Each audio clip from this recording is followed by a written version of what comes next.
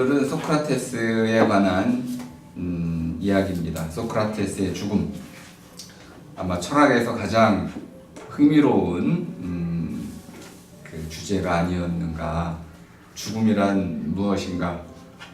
결국 그 영혼의 불멸에 관한 이야기였습니다. 소크라테스는 일단 못생겼다고 그러죠. 그리고 대머리였고 맨발로 다녔고 아고라 광장에서 수많은 논객들과 끊임없는 토론을 펼쳤다고 알려져 있습니다. 그리고 가장 운 좋게도 플라톤이라는 아주 탁월한 제자를 두었고 그 제자가 소크라테스를 주인공으로 해서 수많은 대화편들을 썼고 그것이 서양 문명의 근간이 됐습니다. 아마 바이블 성경만큼이나 중요한 서양 정신의 두 기둥이었다 이렇게 볼 수 있습니다. 물론 뒤에 이제 또 플라톤의 제자인 아리스토텔레스가 학문의 기초를 닦음으로써 정신적 영역에서는 소크라테스가 그리고 학문의 영역에서는 아리스토텔레스가 종교 영역에서는 그리스도교가 서양을 떠받치고 있었다 이렇게 얘기할 수 있습니다. 근데 제 생각에 가장 큰 영향을 미친 것은 기독교하고 플라톤 사상이 아닌가 싶습니다. 소크라테스의 죽음을 우리가 이야기할 때 이제 쉽게 이제 설명하기도 하는데 뭐 이렇게도 많이 흔히 얘기하죠. 소크라테스가 뭐 악법도 법이다 이렇게 얘기했다고들 알려져 있습니다. 근데 그건 전혀 사실이 아니고요. 소크라테스는 반대로 얘기를 했죠. 법이라는 것 자체가 우리에게 정당성을 주지 않는다. 정당성에 관한 건 스스로 생각을 해야 된다. 그리고 누구도 정당함을, 올바름을 알고 있지는 않다.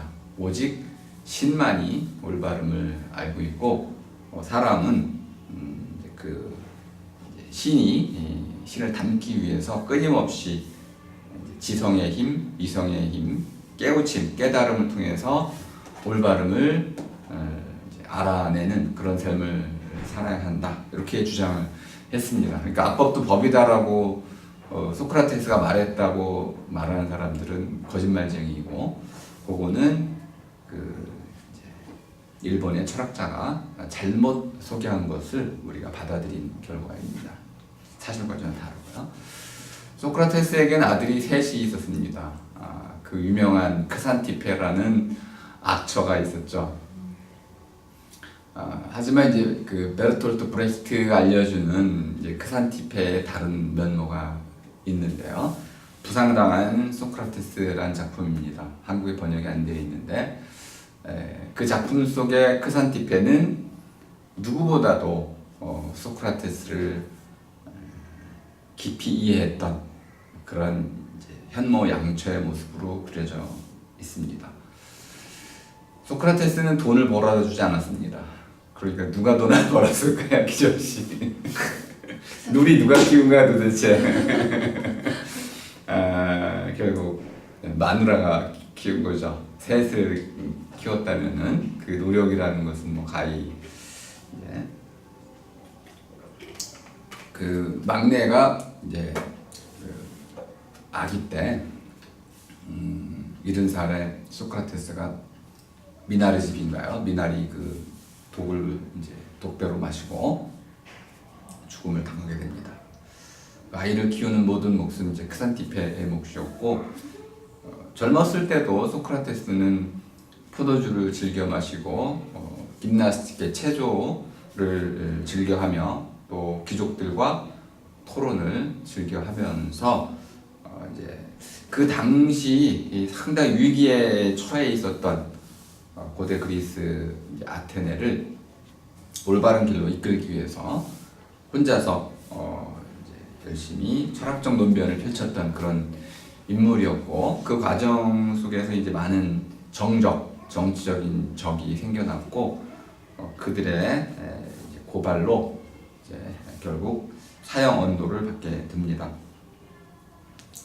여기서 이제 크산티페는 그냥 단순히 악초로 알려져 있지만은 브레히트가 알려주는 크산티페는 그 전쟁터에 나가서 부상을 당했던 소크라테스가 그 전쟁의 승리 영웅으로 집으로 이제 데려오게 됩니다. 부상을 당했기 걸어오지 못하고 이렇게 행거에 들것에 실려가지고 침대에 눕혀지는데 소크라테스는 그 부상의 원인이 너무 부끄러웠어요.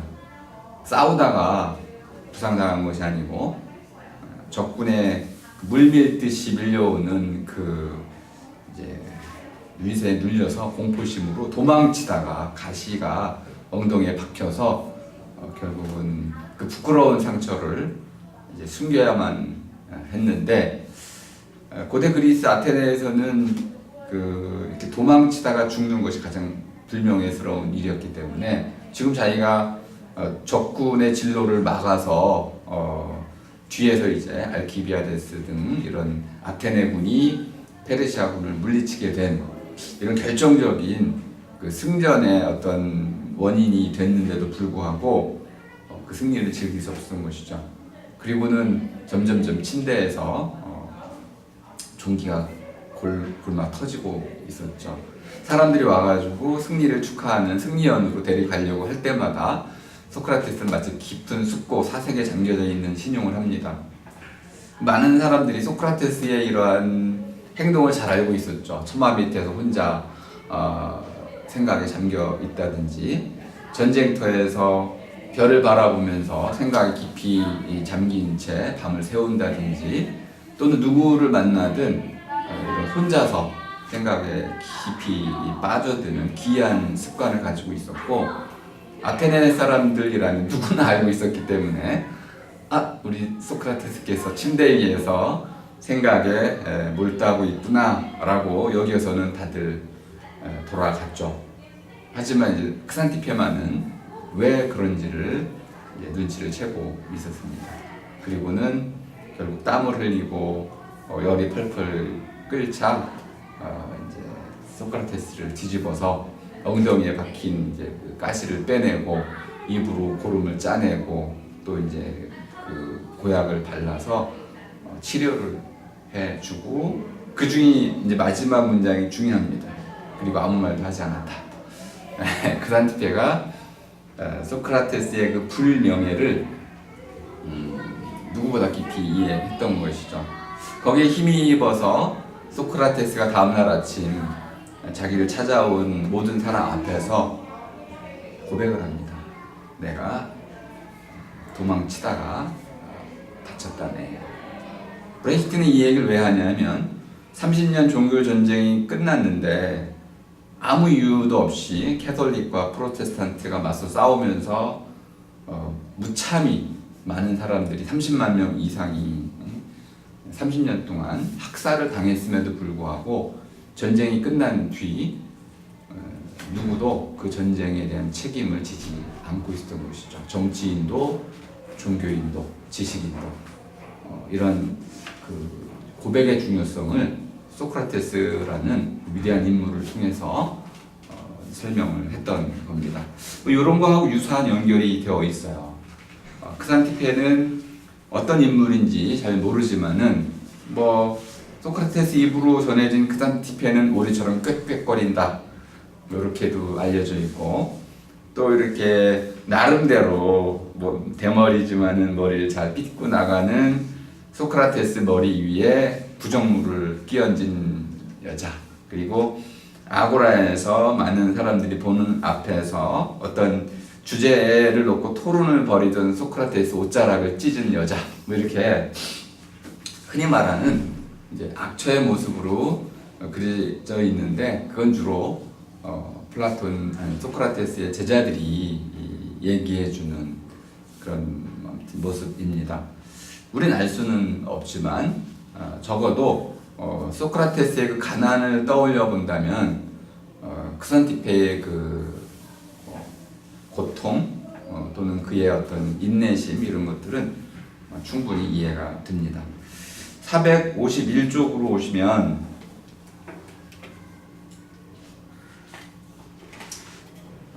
첫 단락 마지막 문장에 그게 나오죠.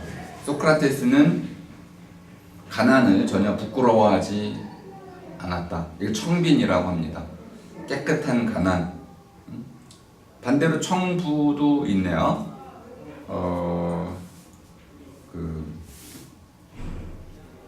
청부라는 말은 좀 이상한 말이긴 해요.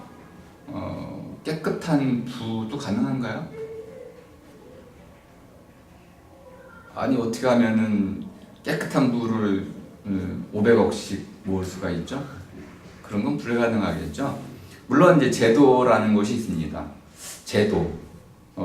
우리가 흔히 말하는 이제 그 투기도 할 수 있고 투자도 할 수 있고 또 이제 기업 정신에 바탕으로 해가지고 이윤 추구를 할 수 있죠. 그리고 지식을 가지고 지적 재산권 이런 걸 가지고 오늘날에 뭐 마이크로소프트가 벌어들이는 돈들은 다 그런 겁니다. 지재권에 관한 것인데 하나의 기술 상품을 만들어서 그 상품에 들어가는 원자재 비용은 10원, 20원임에도 불구하고 부가가치라는 것을 더 씌워가지고 10만원, 20만원에 팔죠. 그러면은 실제로 들어가는 돈은 거의 제로에 가깝고 자기가 원하는 대로 시장에서 팔리기만 하면 무조건 이윤을 챙기는 이런 것이 과연 깨끗한 부일 수 있겠는가? 제도가 허용해 주긴 해서 법적으로는 위법하진 법을 어긴 건 아니지만 과연 우리가 깨끗한 부라는 개념을 청부라는 것을 어떻게 이해할 수 있는가? 반대로도 마찬가지네요. 청빈? 아니 맨날 일도 안 하고 먹고 노는 주제에 청빈이라고 말한다면 그게 깨끗한 가난이겠습니까? 그건 제가 보기 부당한 가난처럼 보여요. 가난이 됐든 갓난이라는 것은 뭐 이제 먹고 살기가 힘들다는 뜻입니다. 우리가 말하는 이제 가난이라는 것은 집안 사람들이 먹고 살기 힘든 거예요. 부끄러운 거죠. 어떻게 똑같은 사람으로 태어나서 똑같은 사회에 사는데 어떤 집은 먹을 것이 넘치고 어떤 것은 먹을 게 없어서 먹고 살기 힘든가요? 근데 이 가난에 어떻게 깨끗함이 있을 수 있겠습니까? 그건 제가 보기에는 부끄러운 것 같습니다. 하지만 여기서 말하는 소크라테스는 돈벌이를 위한 돈벌이를 하지 않았다는 뜻입니다. 또는 팔 수 없는 것을 팔아서 돈을 벌지 않았다는 것이죠. 제자들을 가르치기 위해서 돈을 그 대가로 받지 않았다는 거예요. 가르침에는 말하자면 돈을 받고 해서는 안 된다는 거죠. 동의하시나요? 아들, 딸을 기르면서 이렇게 얘기할 수 있습니다. 내가 아들, 딸 기르니까 돈 주시오. 그건 누구한테 받을까요? 국가로부터 받죠, 그죠? 이게 과연 떳떳한 걸까요? 아니면은 부끄러운 걸까요? 이 문제에 대해서 우리가 좀 고민을 해봐야 됩니다. 다만 이제 이 모든 부분에 대한 고민은 큰 틀에서 이루어져야 돼요. 좁은 틀에서 하면 안 됩니다. 예를 들어서 노동의 대가라는 관점을 떠올려 봐야 되는데요. 이제 부모가 아이를 낳았다. 그러면 그 아이의 값이 얼마일까요? 말이 이상한데 계산이 불가능합니다. 그 말의 의미는 뭐냐면 그 아이는 너무너무 소중하기 때문에 그 아이를 기르는 데 들어가는 모든 돈은 계산할 수 없다는 뜻이에요. 그러니까 개인이 됐든 부모가 됐든 국가가 됐든 한 개인을 어린아이를 기르는 데는 무한 투자를 해야 된다는 뜻입니다. 가장 소중하기 때문에 그런 관점에서 보자면은 이제 아이를 기르는 데 들어가는 돈은 우리 모두의 몫이어야 한다 이렇게도 말할 수 있는 겁니다. 그 사회적인 가치관에 따라 가지고 이 몫을 나누는 방식이 달라지기 때문에 가난을 전혀 부끄러워하지 않았다라는 것은 당시 소피스트들이 선생님들이라는 이름을 갖고 있었습니다. 그들이 학생을 가르치면서 돈을 받은 것에 대해서 말하는 것이죠. 소크라테스는 그런 돈을 받은 적이 없습니다.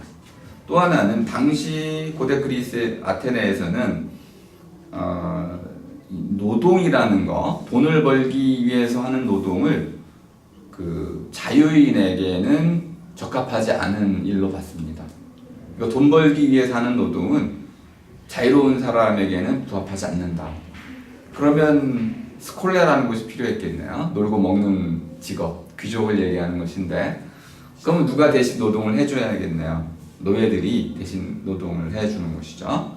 그러니까 자유롭다는 것은 지난번 우리 얘기했었죠, 그죠? 길을 가다가 마음대로 멈출 수 있는 사람, 이건 자유로운 사람이고, 노예는 너무 바빠가지고 멈출 수 없는 사람, 할 일이 많은 사람이죠.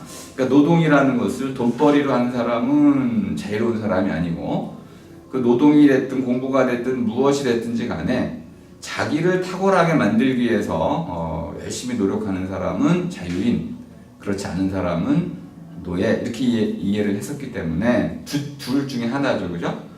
제자를 가르치는 데서 돈을 받지 않았고 돈 벌기 위한 노동을 하지 않았다, 이런 의미에서 부끄러운 가난, 이런 것은 없었다, 이렇게 얘기하는 겁니다. 그다음에 이제 뭐 우리 오이디푸스 티라누스라는 작품을 보면은 우리 450조 각주 1번이네요. 페리클레스 시대에 가장 고대 그리스 아테네가 전성기를 누렸던 시기죠. 근데 특이하게도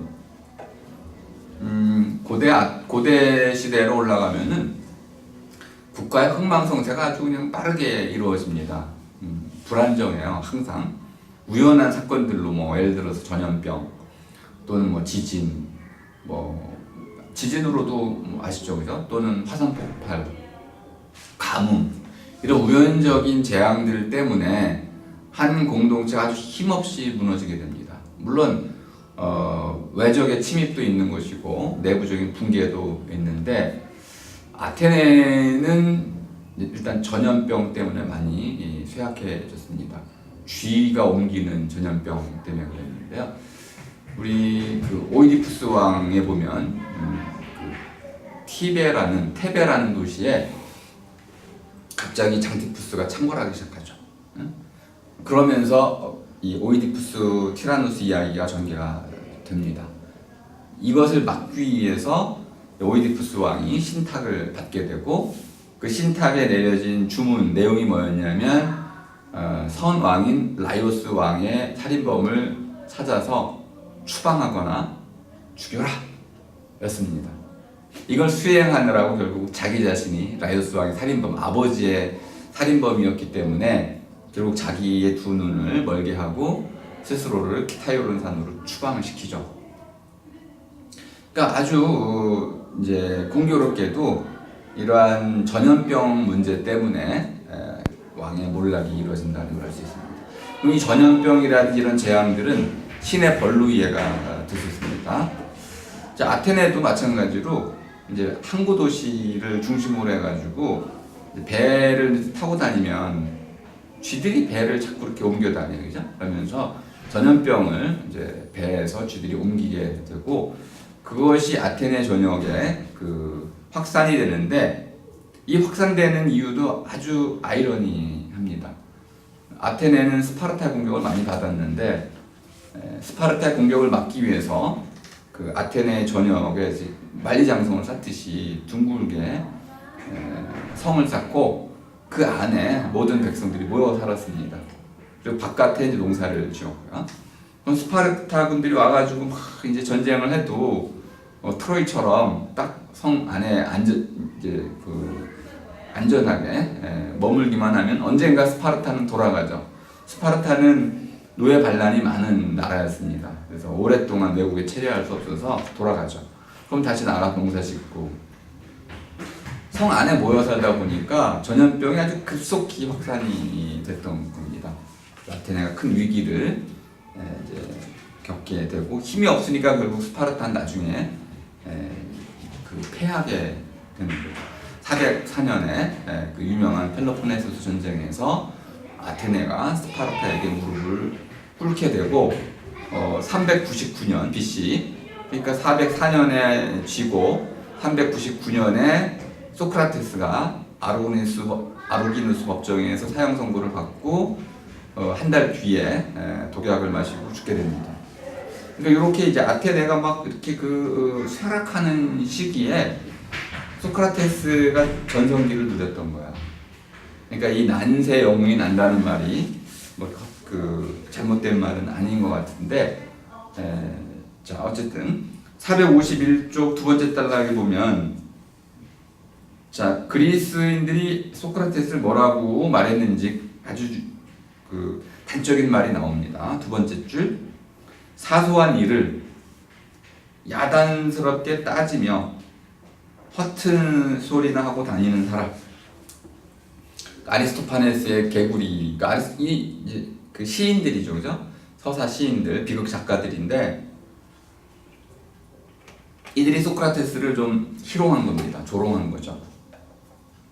여기 나오는 허튼 소리를 하고 다니는 사람, 허튼 소리를 퍼뜨리는 사람, 멋진 유토피아라는 작품을 읽어보면, 그 토마스 모어의 유토피아에 보면은 그 주인공 이름이 누구냐면 히틀로다이오스라는 이름입니다. 근데 히틀로다이오스는 고대 그리스어로 허튼 소리를 퍼뜨리는 사람이에요. 그러니까 그 토마스 모어는 소크라테스를 주인공으로 삼아서 유토피아, 이상향이라고 말할 수 있는 그런 세계를 펼쳤던 거죠. 자, 지금 이제 소크라테스의 죽음을 이해하려면은 그 가장 중요한 사건이 뭐냐면 전쟁에 지는 사건입니다. 당연히 그렇겠죠. 대한민국이 북한에게 전쟁에서 졌다면 어떤 일이 벌어졌을까요? 전쟁에 지긴 했는데 국가가 유지되고는 있어. 식민지 상태와 유사하다고 볼 수 있네요. 이때 이제 과두 정부를 만들게 됩니다. 또는 이제 우리 괴뢰 정부라고도 그러죠, 그죠? 뒤에서 이렇게 조정하면서 이제 그 표면적으로는 우리가 자치하는 것처럼 보이지만은 뒤에서는 스파르타가 다 이제 그 간섭하는 이런 형태의 과두정을 하다가 다시 30인 참주 정치, 그 티라누스는 한번 설명을 드린 적이 있죠, 그죠? 이런 그 정치가 잘못됐을 때, 특히 독재로 흘러가지고 다수의 그 가난한 백성들이 고통을 받을 때 그들을 등에 업고 혁명을 일으키는 사람, 혁명을 일으켜서 정부를 세우는 사람을 티라누스라고 한다고 그랬습니다. 그러니까 참주, 같이 참칭, 주제넘게 자기가 주인이라고 이렇게 내세우는 그런 뜻이 아니고, 원래 티라누스는 이런 혁명가였습니다. 혁명가였고, 근데 혁명가들이 되게 지지 기반이 이렇게 그 농민들이거나 또는 좀 가난한 상인들이었다 보니까 통치하는 데 있어서 어려움을 겪게 돼요. 귀족들이라든지 부유한 상인들의 도움을 받아야 되는데 결국 그들의 도움을 받으려면은 협상을 해야 되죠. 타협을 해야 되고 뭔가 나눠 먹기를 해야 됩니다. 그럼 이 귀족들은 워낙 머리가 좋고 술수완이 대단하기 때문에 결국은 통치술을 가지고 통치를 하게 돼. 혁명의 기본 이념이었던 백성들을 모두 고루 잘 살게 한다는 이 이념은 점점점 퇴색하고 결국은 제 표현으로 헤쳐먹고 등쳐먹는 통치술을 가지고 통치를 하게 되고 결국 독재로 이렇게 탐욕에 의해서 독재로 흐르게 됩니다. 근데 이게 지금 30인 참조제를 하면서 30명이나 이런 티라노스가 나온 거네요. 그럼 어떻게 될까요? 난리가 나는 거지, 한마디로. 30명이 모두 이러한 독재적인 그 권력을 주게 됐으니 그들은 첫 번째 뭘 할까요? 그런 이런 그 폭력배 집단이 나타나면요, 가장 먼저 하는 건 모든 법을 무력화하는 거. 자기들 마음대로 다스리는 거죠. 2명, 3명 정도면 서로 견제가 되지만 30명이면 아예 견제가 안 되는 거죠. 그래서 그들은 이제 무법 천지를 만들고 더 나아가서 이제 이 나라를 다스릴 또 3,000명을 지목해. 그럼 이제 점점점 권력이 공고해지는 거죠. 그리고 나서는 그 이번에 뭐 밀정이라는 영화가 또 개봉이 된다고 그러죠. 밀정은 스파이라는 뜻입니다. 일제 강점기 때 많이 했던 게 밀정이야. 밀정 노릇한다, 밀정짓 한다, 밀고 하는 거야, 밀고자. 우리 동독에서 가장 많았던 게 바로 그거죠, 그죠? 밀정들. 그래서 이웃집에 이러한 그 사는 내용들, 도청 이런 것들 뭐 다 해가지고 고발하면 잡아가고 정치범 수용소에 가두고 했던 거. 이러한 이제 그 기본적인 공안 정국을 만들어서 자기들의 모든 권력을 이제 공고히 하려고 했고 453쪽에 보면 저도 이건 처음 알게 됐는데 BC 404년 9월부터 그 다음에 5월까지 15,000명의 아테네인을 죽였다. 와, 이건 뭐 상상이 안 되는 숫자네요. 한 아테네 인구가 그 15만 명 이하였기 때문에 얼마를 죽인 거예요? 10분의 1을 죽인 거네. 어른들만 남자들만 친다면은 정말 어마어마하게 많은 수를 지금 죽인 겁니다. 그러니까 물론 이제 칼로 쳐 죽이고 그런 게 아니고 독약으로 죽이고 어떤 사람들은 이제 추방시키고 완전히 이제 이러한 공안 통치를 했던 것이죠. 그런데 이제 그 중요한 문장 한번 읽어볼까요? 453쪽 마지막 단락 첫 문장. 하지만 그는 아니었다. 이 그는 소크라테스입니다. 지금 리베카가 아주 묘한 표현을 자꾸 써요. 그라고 쓰고 있네요. 그는 남자를 가리키는 대명사이죠. 다민칭 대명사 he인데 마치 그는 오직 소크라테스만을 가르치는 것처럼 지금 쓰고 있어요. 이게 존중일까요? 아니면 좀 격화시키는 걸까요? 아주 묘한 표현인데 소크라테스는 이쪽에도 붙은 사람이 아니고 저쪽에도 붙은 사람도 아니고 대중을 편든 사람도 아니야. 그냥 오직 only one.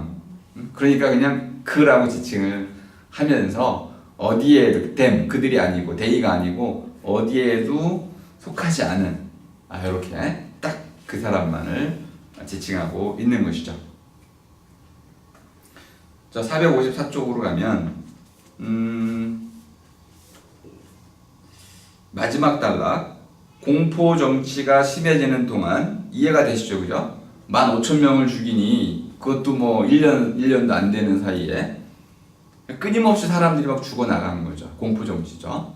이 사이에도 그는 아테네를 떠나지 않았다. 이걸 이렇게 표현합니다. 아테네에 남은 사람. 자, 그럼 이렇게 한번 물어볼게요. 공포 정치 속에서 아테네를 떠나지 않고 아테네에 남아있는데 그 30인 참주 정치가 1년 만에 이제 몰락을 하게 돼요. 근데 그 뒤에까지 살아남은 사람은 어떤 사람일까요? 동조한 사람. 그렇게. 근데 과연 소크라테스가 30인 참주 정권에 동조를 했나요? 안 했어요. 그럼에도 불구하고 아테네에 살아남았습니다. 그럼 이제 궁금하죠. 저놈이 어떻게 살아남았지? 이렇게. 그러면 30인 참주의 실질적인 권력의 원천은 스파르타였죠. 그러면 어떤 의심을 하게 되죠? 스파르타. 그렇죠. 소크라테스는 스파르타를 지지한 사람이다. 그래가지고 대중적으로는 소크라테스에 대한 의심이 생겨났습니다. 물론 참주들은 소크라테스를 이제 탐탁치 않게 여기고 호시탐탐 그를 죽이려고 마음을 먹었었습니다. 하지만 소크라테스를 죽일 제목이 없었어요. 제목. 왜냐하면 이쪽 편도 아니고 저쪽 편도 아니고 그러니까 이쪽 편 어느 편을 들어야 죽이는데 어느 편도 들지 않았기 때문에 죽일 수가 없었던 것이죠. 자, 455쪽에 그 각주 7번에 보면 당대 이런 이야기들이 만들어졌다는 걸 보면 소크라테스의 인물됨을 알 수 있습니다. 재미있는 두 낱말이 나오는데 라코노 마네인 네인 하면은 이제 이런 동사예요. 이제 동사를 형용사로 만드는 것인데 그러면 사죽을 못 쓴다. 그 마네인이니까 마니아라는 말을 떠올리시면 되겠습니다. 마니케라는 말에서 온 건데 마니케 광적으로 무엇인가 좋아하는 사람이죠. 그러면 라코노니까 라코노 그 라코노는 라코니아라는 말의 줄임말입니다. 라코니아 스파르타를 얘기하는 거네요. 스파르타를 라케다이모니아라고 이제 불렀기 때문에 이 스파르타에 미친 사람 이런 뜻이고 이거에 반대대해서 소크라테인이라는 말을 또 만들어냈네요. 두 줄 내려가면 소크라테스처럼 되다 이런 뜻이네요. 그럼 소크라테스처럼 되다가 왜 스파르타하고 연결되냐면 소크라테가 의심을 받은 건데요. 소크라테스 대머리였다는 걸 떠올려 보세요. 그런데 스파르타 사람들 머리를 길렀습니다. 그러면 나도 스파르타 사람이 되고 싶어. 장발이 되고 머리를 길게 기르고 굶기를 밥 먹듯 하고 가난해져, 그죠? 머리는 이렇게 보면 소크라테스 머리를 좀 길렀어. 이렇게 기르기는 대머리긴 했는데, 그러니까 스파르타 사람의 모습을 좀 갖추고는 있네요. 그리고 지팡이를 들고 다니고 외형적으로 좀 유사한 걸 가지고 저놈이 이제 아테네에 남았던 사람이야 해가지고 의심을 받았던 거죠. 어쨌든 자 457쪽으로 가보겠습니다. 세 번째 달라. 자 이렇게 소크라테스가 이 편도 저 편도 아니면서 오직 이상한 얘기만 허튼 소리만 하는 거예요. 덕이 뭐냐? 올바른 삶이 뭐냐? 아랫대가 뭐냐? 이런 얘기만 계속 짓거려오고 다닌 거죠. 근데 분명히 중요한 거는 소크라테스가 토론하고 연설만 하게 되면 여론이 바뀌어. 그래가지고 참주들이 이 소크라테스를 좀 이제 막기 위해서 이상한 법을 하나 만들어요. 토론 금지법. 어디에서도 토론하지 마라. 그래서 토론 금지법을 만들었는데 소크라테스는 그 법을 안 따릅니다. 그래서 결국은 참주들 앞으로 풀려가. 풀려가가지고 이제 결국 누구랑 토론하게 됩니까? 참주들하고 토론하게. 그럼 누가 법을 어긴 거예요? 참주들도 법을 어긴. 그러니까 소크라테스를 토론금지법 위반자로 처벌할 수가 없게 되는 거예요. 왜? 자기들하고 소크라테스하고 지금 토론했잖아. 어쨌든 이 소크라테스는 피트로다이오스 허튼 소리를 가지고 사람들 눈에는 그렇다는 겁니다. 허튼 소리를 가지고 끊임없이 아테네를 이제 이렇게 여론을 휘어잡았던. 하지만 결국은 대중이 등을 돌리면서 대중을 나중에 모욕하게 돼요. 대중을 모욕함으로써 아테네 그 그리스의 그 민주주의를 폄하해. 그러면서 대중이 등을 돌리죠. 그러면 그 결과는 결국 죽음으로 돌아올 수밖에 없는데 예견을 또 하고 있어 본인이. 결국 내가 독배를 마실 것이다라는 거 예견을 하고 요즘 제 그 이제 화두 요즘 며칠 동안 계속 고민하는 게 농담이라는 건데 농담 일단 좀 소개를 해드릴게요. 소크라테스가 마치 그렇게 산 것 같아. 자 458쪽으로 한번 가겠습니다. 두 번째 달라. 소크라테스에 대해서 알려진 바는 많지 않은데 그 아버지 이름이 소프로니쿠스 그 이제 대장 뭐죠? 석공이 뭔지 아시죠? 이렇게 이제 조각상 빚고 하는.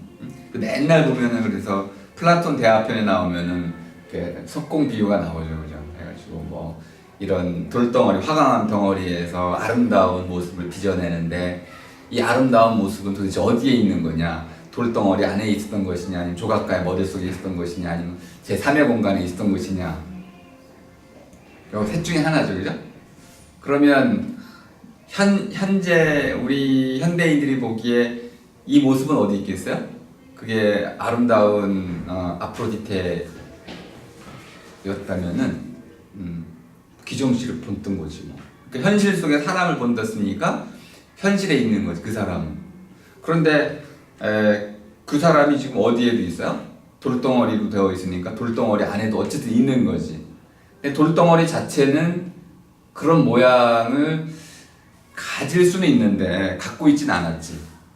그러면 그런 모양을 갖게 만들어 준 거는 결국 조각가죠. 근데 조각가는 조각을 했을 뿐이지 실제로 그걸 창조한 건 아니야.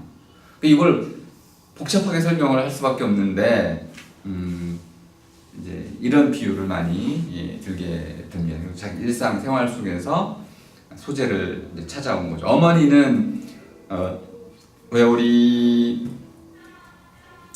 그 디즈니 애니메이션에 보면은 그 피오나가 나요. 피오나. 그 말의 어원이 되는 거죠. 피아나 레테. 어머니는 피아나 레테 산파였다. 산파라는 건 굉장히 중요한 건데요. 산파는 아이를 낳는 것을 도와주는 사람, 할머니죠, 그죠? 그래서 우리는 삼신할매라고도 했는데, 삼신이라는 게 삼다에서 와, 삼다. 삼다라는 거는 신을 삼고, 뭐 옷을 삼고, 뭘 삼는다 할 때 삼다예요. 삼이라는 나무가 있고, 삼나무 가죽을 벗겨가지고 껍질을 이렇게 해가지고 그걸로 우리가 이제 배를 짰던 거죠. 그러니까 삼이라는 거는 일종의 옷을 짜기 위한 이제 원재료야. 근데 삼은 이제 삶아서 쪄가지고 그걸로 이제 배를 짜가지고 배를 짜면 천이 나오죠. 배를 짜서 그걸 잘라가지고 옷을 만들어 입히는 거죠. 그러니까 삼다라는 것은 이제 여러 가지 서로 다른 것들을 하나로 이렇게 묶어가지고 결과물을 이제 만들어내는 과정에 빗대어서 아이를 마치 그런 운명의 실 이런 것으로 이제 삼아서 엮어가지고 그 아이를 이제 만들어낸다는 의미에서 삼신이라는 뜻이에요. 삼신할매인데 삼신할매는 그런데 아이를 점지해줘. 근데 산파는 점지해주지 못하고 점지된 아이를 이렇게 낳도록 도와주는 거죠. 소크라테스가 이걸 많이 이제 가지고 와서 설명을 합니다. 나는 누구냐면 소크라테스 자신 사람들의 머릿속에 들어있는 그런 좋은 생각들을 또는 진리를 스스로 이렇게 낳도록 도와주는 사람. 그러니까 나는 삼신할매는 아니어가지고 생각을 이렇게 심어주진 못해. 하지만 그 사람 속에 있는 생각을, 잉태된 생각을 잘 낳도록 도와주는 사람이다. 이렇게. 그러면 이제 교육자로서도 이해가 될 수 있겠네요. 네. 자, 우리 산파술이라고도. 그렇죠. 그래서 이제 소크라테스의 그러한 방법론을 산파술이라고 얘기를 하고 있죠. 자, 460쪽으로 오면은 첫 단락에 소크라테스가 왜 아테네의 그 민주주의를 거부했는지 이유가 잘 나타나 있습니다. 그 앞쪽에도 한 문장만 딱 읽어볼까요? 459쪽 길게 인용되어 있는 첫 문장 보겠습니다.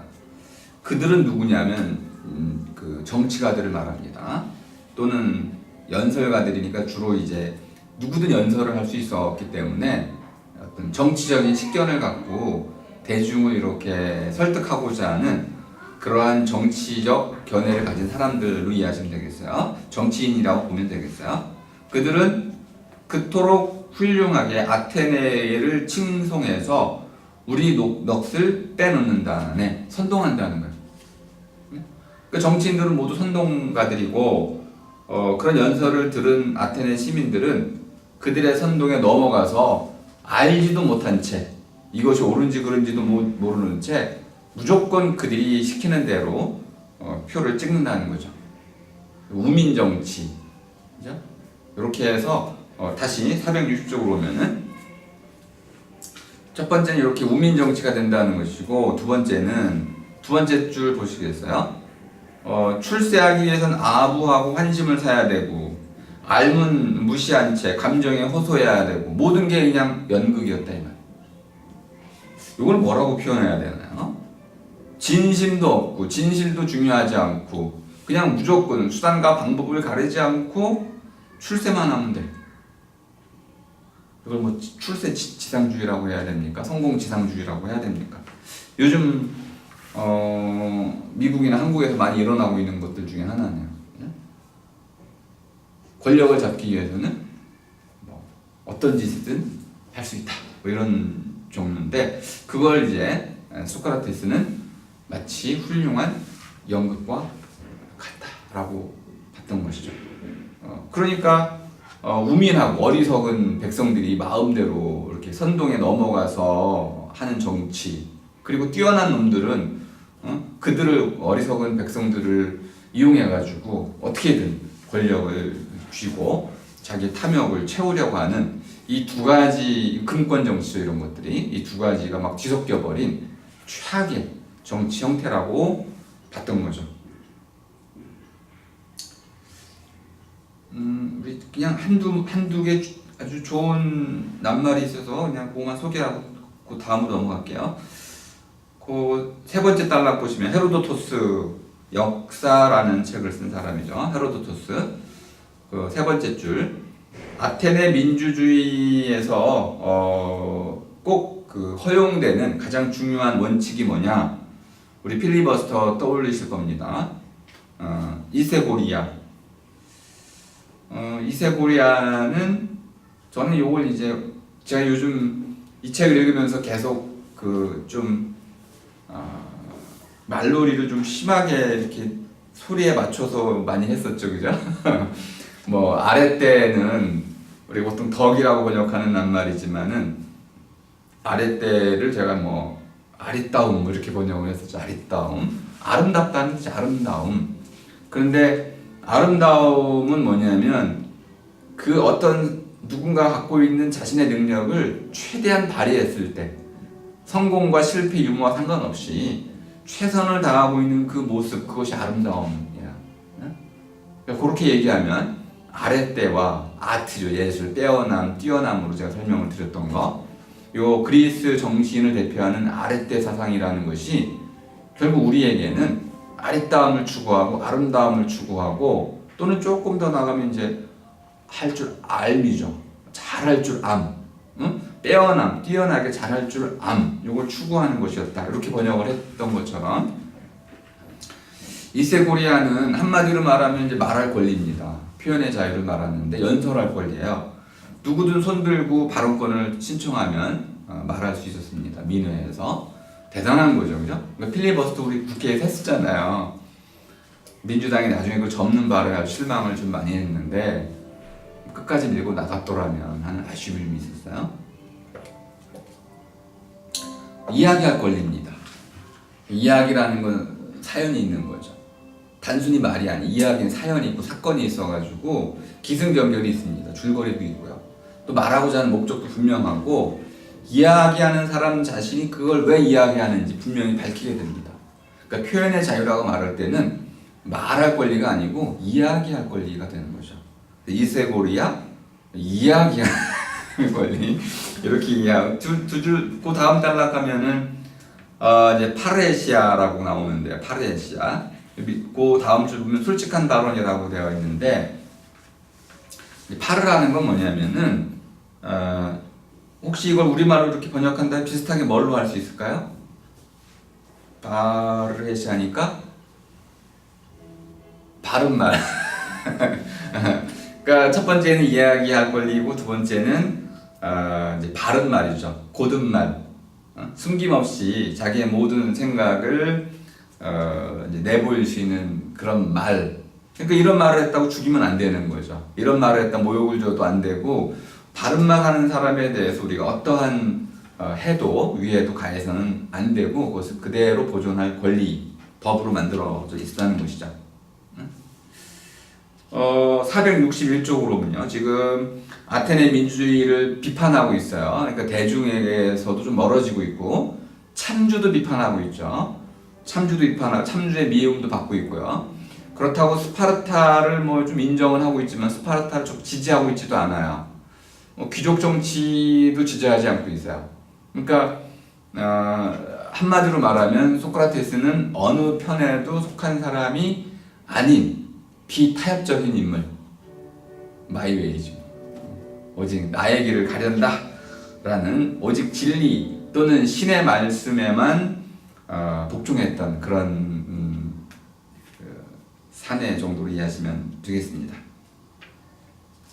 그런데 이제 학살이 이제 계속 15,000명이 이제 죽게 되는 것이죠. 자, 462쪽으로 오면은 자, 대중 정치인 민주주의에도 반대하고 참주 정치에도 반대하고 독재에도 반대하고 귀족 정치에도 반대하고 아니 모든 정치 형태를 다 반대하고 있네. 응? 자, 그래서 두 번째 단락 소크라테스는 자신이 이 모든 것에 대해서 적극적으로 저항하고 있다라고 생각을 했다는 겁니다. 그 다음 단락 볼까요? 첫 문장. 그가 볼 때 계속 그라고 표현하고 있죠. 그가 볼 때 정치는 더러운 장사였다. 이게 좀 동의가 되시나요? 정치라는 말은 우리 말로 바꿔 놔서 좀 그 느낌이 안 사는데 이제 그 폴리테이아라는 것은 그 이제 폴리스라는 게 우리 말로 적절하지 않아요. 번역이 없는데 말하자면 마을은 우리 규모에서 너무 적고 마을 시 정도가 아닌 시 무슨 시 서울시 1,000만 대죠. 그러니까 그 15만 정도의 시라고 화성시가 60만 되나? 그러니까 뭐 지금은 뭐 이런 시 규모도 엄청 커졌는데 이 정도 작은 그래 도시국가라고 말하는 이유가 그런 겁니다. 시 정도 규모.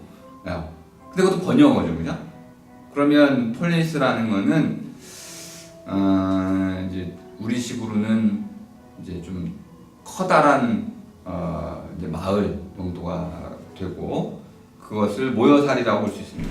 그 사람들이 모이는 곳은 시장판 같은 거죠.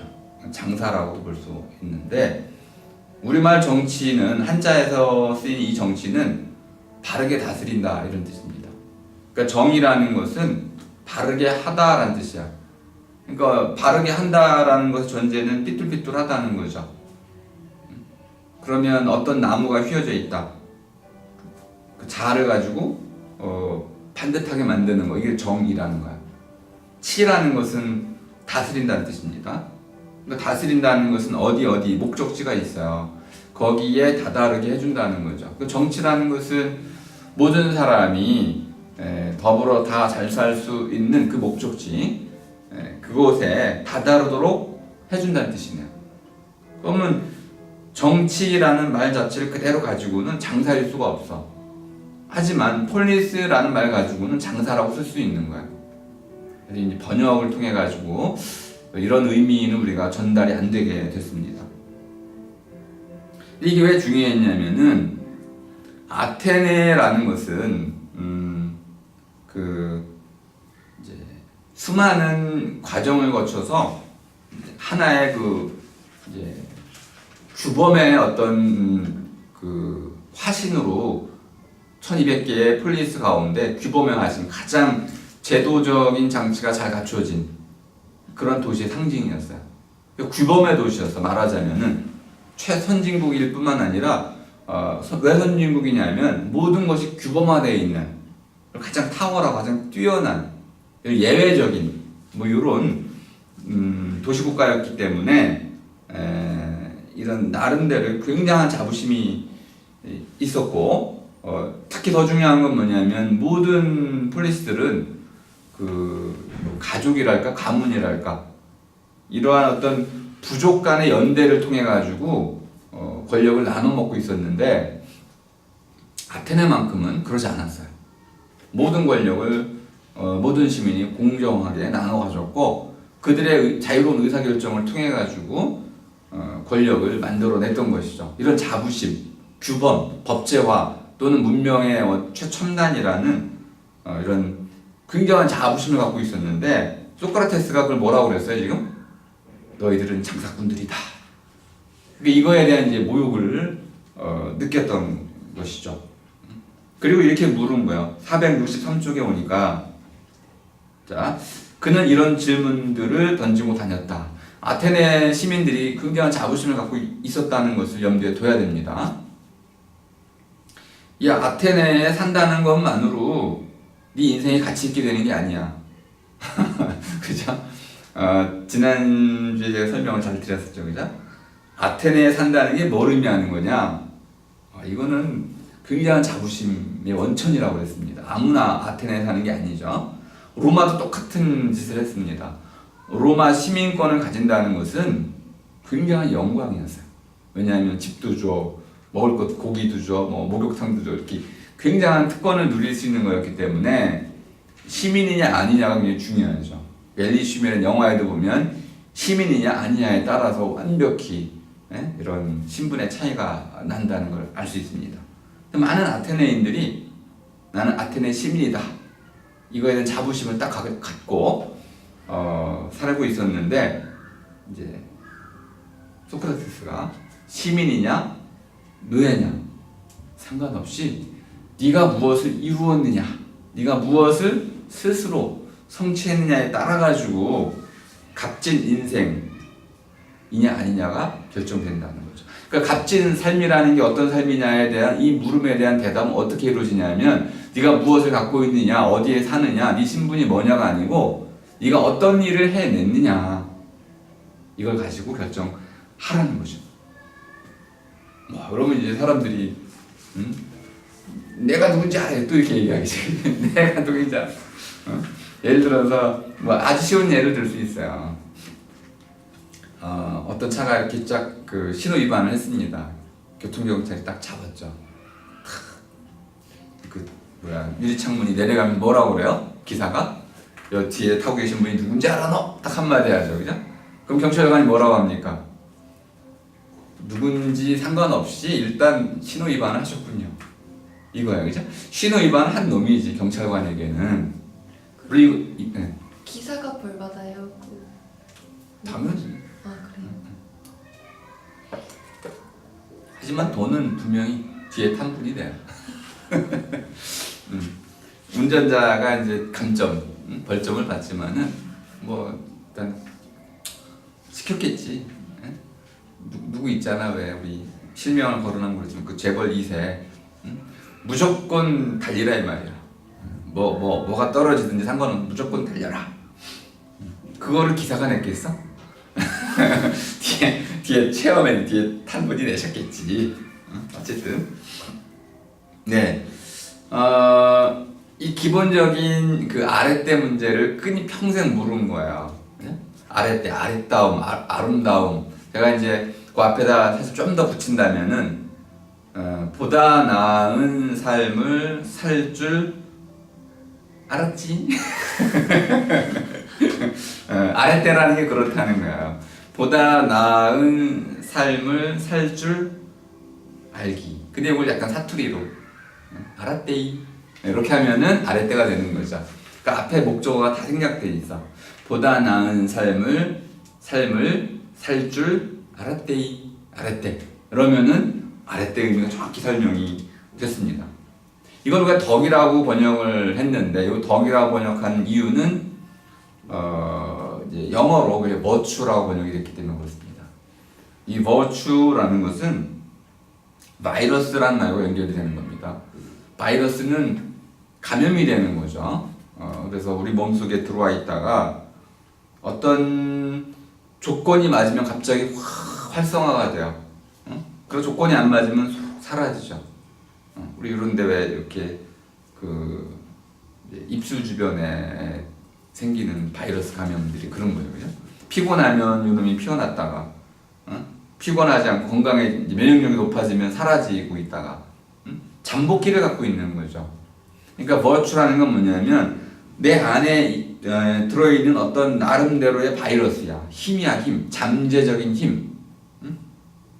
근데 이 잠재적인 힘이라는 것이 일종의 올바름의 힘이라고 합시다. 이 올바름의 힘이 상황에 따라서 이런 상황 저런 상황 상황이 주어지면 올바른 일을 해. 이게 바로 버추야.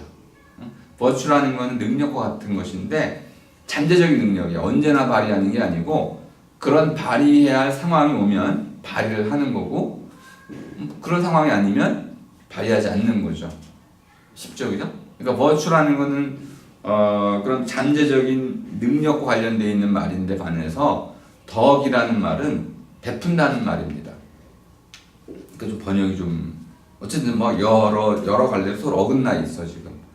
아래 때는 버추라고 번역해가지고 제대로 번역이 안 되는 것이고 또 버추는 덕이라고 번역하면 어긋나 버리고 어쨌든 요 전체를 한번 염두에 두시고 아래 때를 떠올리시면 되겠습니다. 자, 464쪽으로 오면 세 번째 달라. 자, 사람들에게 이제 가치 있는 삶, 가치란 말 대신 값진 삶이라고 바꾸겠습니다. 값진 삶이라는 게 어떤 삶일까요? 여러분들은 그 값진 삶을 어떤 삶인지 고민해 본 적이 있나요? 어떤 삶이 값진 삶일까요? 그럼 문제는 이제 값지다라는 게 이제 좀 헷갈릴 때가 많아요. 값지다, 멋지다. 그러니까 지다라는 거, 그늘지다, 지다라는 것은 아주 독특한 용법을 갖고 있어요. 한숨을 이제 짓다. 한숨을 지으면 한숨이라는 걸 내가 만들어내는 건가요? 예를 들어서 멋을 내가 지으면 멋이 막 내가 없던 걸 막 창조해내는 건가요? 어떤 그 형태가 좀 바뀌는 거를 뜻하는 걸 알 수 있어요. 한숨을 짓는다는 거는 이거는 그냥 일반적으로 숨을 쉬다가 어떤 특정한 형태로 꼴이 바뀐 거죠. 저절로 바뀌었어요. 그 꼴이 만들어진 거죠. 좀 지다가 또 쓰여 있는데 지다라는 거는 어떤 일이 이렇게 쭉 진행되는 과정을 나타내고 있는데 그 과정 속에 어떤 모습이 만들어지면 그것을 지음이라고 그럽니다. 그럼 시를 짓는 것도 마찬가지네요. 시라는 게 말을 쭉 하다가 갑자기 특정한 방식으로 감정이 이렇게 클라이막스를 형성했을 때 그걸 만들어내면 시를 지은 거죠. 그 노래도 그렇게 지을 수 있는 모든 것이 이렇게 흐름 속에 있다가 어떤 것이 이렇게 나름대로 꼴을 갖추게 되면 그것을 짓다라고 한다는 거예요. 그러니까 만들다고는 좀 다른 거죠. 그래서 가치 있는 삶이 아니고 값진 삶. 그렇죠. 값이라는 건 모두가 있는데 평소에는 이게 값이 사실 있다 없다 말할 수가 없어. 이 특정한 꼴을 갖춰야만 돼. 사람의 경우도 한번 우리 이 지다라는 표현을 이용 굉장히 많은 걸 깨달을 수 있는데 유전자 있잖아요. 단백질 덩어리. 이것이 이렇게 있다가 이제 우리 염기 서열이라는 화학적 생화학적 구조가 딱 생기면 갑자기 이게 사람으로 바뀌잖아. 그러니까 하나의 그 제네틱 코드라는 것이 생기면은 여기서 물질들이 막 새로 이렇게 새로운 조합을 새로운 재질서의 과정을 거쳐가지고 생명의 탄생이라고 말해지는 그러니까 아이가 생기는 거죠. 이게 아이 생기는 거 만드는 게 아니고 다 생기는 거야. 그러니까 자연적인 흐름이 이렇게 있고 늘 숨을 쉬고 있다가 한숨이 터져 나오듯이 어떤 흐름 속에서 어떤 모양 꼴이 저절로 갖춰지는 이것이 바로 짓다의 의미다. 그 집을 짓다 그러면 집을 만들다하고는 다르다는 거야. 건축이 아니야 지음은. 그 지음과 건축은 그 근본적인 맥락과 바탕이 다르다는 겁니다. 그럼 값지다라는 거는 제가 값도 설명을 드린 적이 있잖아요. 값이라는 게 그 갚는 거라고 그래. 갚다. 빚을 지면 빚과 값이 같은 말이야. 빚지다, 값지다 똑같은데 또 지난번에 왔던 모기가 빚지다라는 걸 비추는 햇빛 할 때 빛과 같은 거예요. 빚을 내다 그러면은 누군가에게 돈을 이제 빌어오는 거죠. 그러면 그것이 빛나잖아 이렇게. 그래서 이걸로 무엇인가를 해내는데 다만 갚아야 돼. 이 갚다가 바로 여기서 얘기하는 이제 피읍으로 우리가 쓰지만은 비읍 시읍과 같은 거예요. 그럼 되돌려줘야 하는 것이죠. 값지다라는 건 뭐냐면 되돌려줘야 하는 거야. 그러면 주고받는 거지 항상. 누군가가 나에게 줬고 생명을 받았고 내가 그 받은 것을 가지고 이렇게 저렇게 살아나간다는 건 전부 갚는 거야. 근데 값지다는 건 뭐냐면 제대로 되돌려준 거죠. 값지다라는 거 그러니까 뭐 새로 창조되고 만들어내는 것이라기보다는 우리 삶이 늘 있어 왔어요 이렇게. 태어나고 나이 들고 어떤 삶의 일을 해 나가고 있잖아요. 과정이 있어. 이 과정을 떠나고는 지다는 말을 쓸 수가 없는 거야. 흐름이 있어. 이 가운데서 어느 때마다 그런 형태, 사람다운 삶의 꼴이 만들어지는 거죠. 그것이 제대로 갚아주는 거, 되돌려주는 거, 값지다 이렇게 얘기할 수 있는 거야. 근데 이거를 아테네인들은 이렇게 얘기했다는 거예요. 의무를 다하는 것이다. 시민의 의무를 다하는 것. 자, 그러면 의무라는 게 무슨 뜻인지만 이해하면 됩니다. 의무라는 것은 마땅히 해야 할 바야. 마땅히 해야 할 바. 그런데 이제 문제가 있는 거죠. 해야 할 바가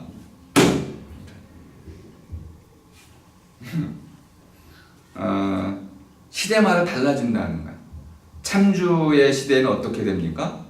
참주의 명령에 따르는 것이 마땅히 해야 되는 것이고, 민주주의 때는 또 이 다수의 의결에 의해서 정해진 것을 따라야 돼요. 귀족 정치일 때는 뭐 등등 이렇게 상황이나 맥락에 따라 가지고 해야 할 바가 그때 달라진다는 거야.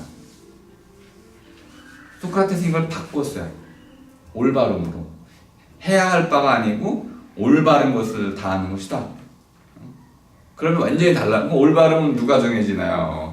이게 또 이제 문제가 되는데 어쨌든 소크라테스에게는 이렇게 시민이 마땅히 해야 할 바라는 의무가 아니고 저마다가 신에게서 받은 거죠. 저마다의 그 올바름을 다하는 것, 그것이 값진 삶이다. 이렇게 결론을 내렸습니다. 자, 466쪽으로 오면 이제 오늘의 주제가 나오게 됩니다. 오늘의 주제는 책 이야기예요. 전부 다 소크라테스의 죽음과 관련된. 오늘의 주제는 죽음이었죠, 그죠? 죽음. 죽음을 이제 어떻게 이해할 것이냐 이거에 관한 것인데 소크라테스의 평생의 물음은 아랫대에 관한 거라고 말씀드렸습니다.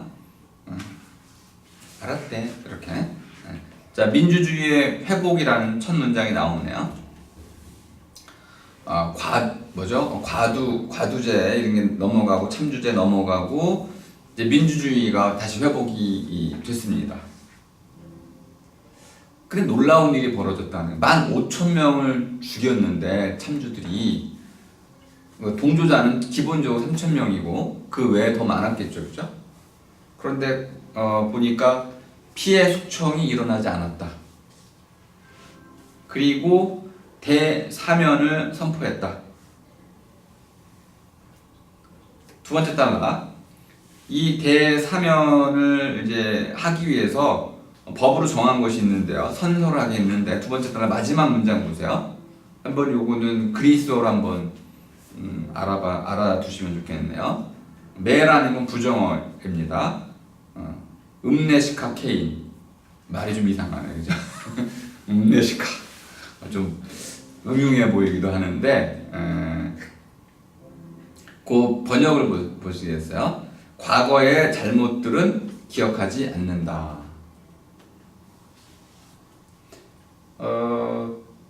오른쪽 467쪽 첫 번째 단락 끝부분 보시면 인용 부분 보시겠어요? 첫 문장, 인용 첫 문장. 지속적이고 평화로운 화해. 여기 네모를 한번 쳐놔보세요. 지속적이고 평화로운 화해. 화해가 중요한 낱말이에요. 화해. 자, 비극을 겪고 나면, 재앙이 지나가고 나면 우리는 그 재앙에 대해서 원인 있는 사람들을 색출해내고 그들의 죄를 물은 뒤에 그들을 처벌하려고 합니다. 이걸 보복이라고 해. 또는 복수, 이걸 흔히 우리는 정의의 심판이라고 합니다. 근데 지금 여기서 말하려고 하는 것은 그런 심판이 아니고 대사면, 용서해 준다는 거죠. 이걸 한 현대적 인물이 있습니다. 현대 이런 인물이 하나 있죠. 넬슨 만델라라는 사람이 진실과 화해위원회를 만들어가지고 그동안 이제 백인들이 저질러 왔던 모든 악행들을 딱 한 가지 조건으로 어려운 거죠, 그냥 고백이라는 것을 전제로 다 사면해 줬어요. 네. 물론 이제 흑인들 입장에서는 분노했겠죠. 이러한 악행은 우리가 그동안 뭐 피해를 입어왔는데, 야 고백 한 번 한다고 해가지고 다 풀어주냐 이가. 근데 넬슨 만델라가 자기의 고통이 있었잖아요. 감옥살이라는 이 자기의 고통을 이제 표면적으로 내세우고 나만큼 고통받은 사람이 어딨니? 하지만 이것을 나는 죄를 묻지 않고 용서를 한다. 그리고 모든 흑인들에게 동참할 것을 요구했고 또 백인들에게 공포심을 덜어줬죠. 그래서 백인들에게는 고백할 용기를 줬고 흑인들에게는 용서할 그런 이제 양심을 회복시켜 준 거죠. 그러니까 진실을 바탕으로 한 화해라는 아주 전대미문의 이런 새로운 정치적인 혁명을 이룬 적이 있었습니다. 요거를 고대 그리스 아테네가 했다는 거죠. 그런데 여기에 리베카는 아주 독특한 말을 하나 더 덧붙였어요.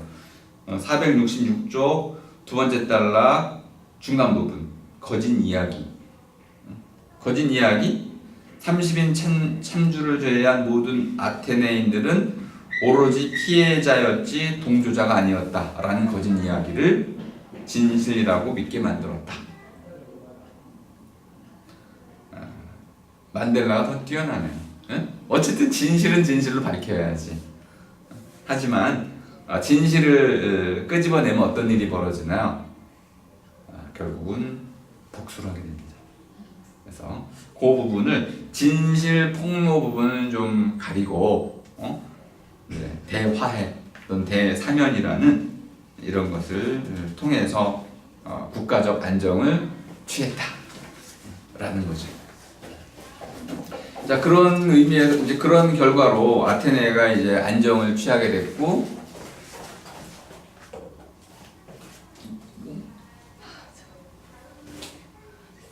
깨먹었어? 또 쉬었대요.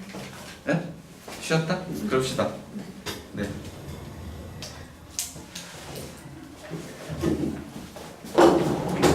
생각보다 시간이 많이 갔네?